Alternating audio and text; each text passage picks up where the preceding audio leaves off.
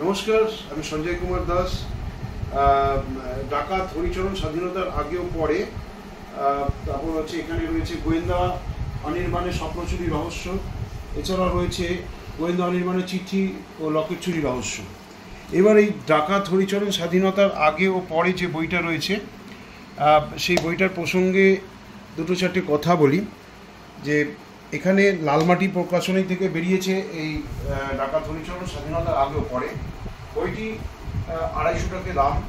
এখানে ঘটনাটা কি, যে ঘটনাটা হচ্ছে যে ছোটনাগপুরের মালভূমি এবং বিস্তীর্ণ অঞ্চল, চাইবাসা সহ ছোটনাগপুরের বিস্তীর্ণ অঞ্চল জুড়ে স্বাধীনতার আগে যে সমস্ত মাইন্সগুলো ছিল, যে সমস্ত খাদানগুলো ছিল, তার মালিকানা ছিল ইংরেজদের হাতে। ইংরেজরা সেই সময়তে দাঁড়িয়ে প্রচণ্ডভাবে অত্যাচার করে, স্কুইজ করে সাধারণ মানুষকে মানে ভীষণভাবে তাদেরকে অত্যাচার করে তাদেরকে খনিতে কাজে লাগাতো, এবং এখান থেকে যে মুনাফা হতো সেই মুনাফাটা তারা ইংল্যান্ডে পাচার করত।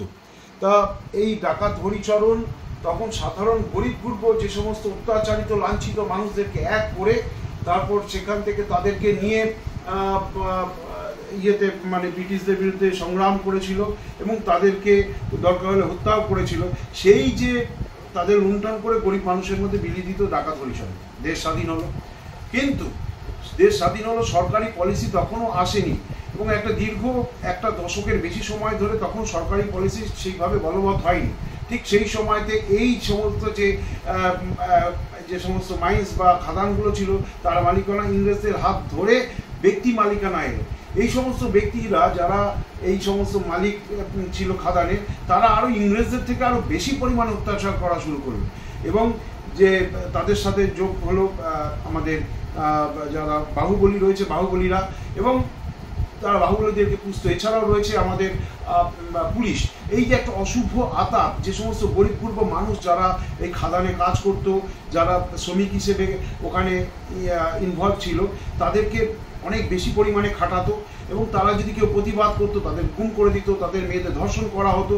কখনো সরকার থেকে যদি তাদের স্বাস্থ্য, শিক্ষা এই সমস্ত বিষয় পুছতাছ করবার জন্য যদি এখানে আসতো, তাদেরকে ম্যানেজ করে তাদেরকে সরিয়ে দিত, অথবা কেউ বা কারা যদি সেক্ষেত্রে তাদের কানে বা তাদেরকে কিছু প্রতিবাদ যদি তুলে ধরতো, তাদেরকে গুম করে দিত। এই ছিল তখনকার দিনে সামাজিক পরিস্থিতি, আর্থসামাজিক পরিস্থিতি। ঠিক সেই সময়তে দাঁড়িয়ে ডাকাত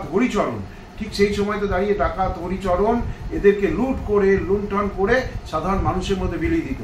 তাই ডাকাত হরিচরণ ছিল সাধারণ মানুষের চোখে একজন মানে গরিব গুর্ব মানুষের চোখে সে ছিল ভগবান, আর এই সমস্ত যোদ্ধাদের চোখে ছিল সে হচ্ছে শয়তান। এই যে পুলিশ তখন একজন IPS অফিসার, যিনি ছদ্মবেশে আসেন, এসে সমস্ত জায়গাগুলো দেখেন, কোথা থেকে কীভাবে সমস্যা হচ্ছে, একটা আইনের শাসন প্রতিষ্ঠা করবার জন্য আপ্রাণ চেষ্টা করেন। ঠিক সেই সময়তে দাঁড়িয়ে ডাকাত হরিচরণকে তিনি অ্যারেস্ট করেন বা গ্রেপ্তার করেন, এবং সেই ডাকাত হরিচরণ কি কোনো অবস্থাতে এখান থেকে ছুটকারা পাবে কি পাবে না, এই নিয়েই হচ্ছে টোটাল বইটা, ডাকাত হরিচরণ স্বাধীনতার আগে ও পরে। ধন্যবাদ।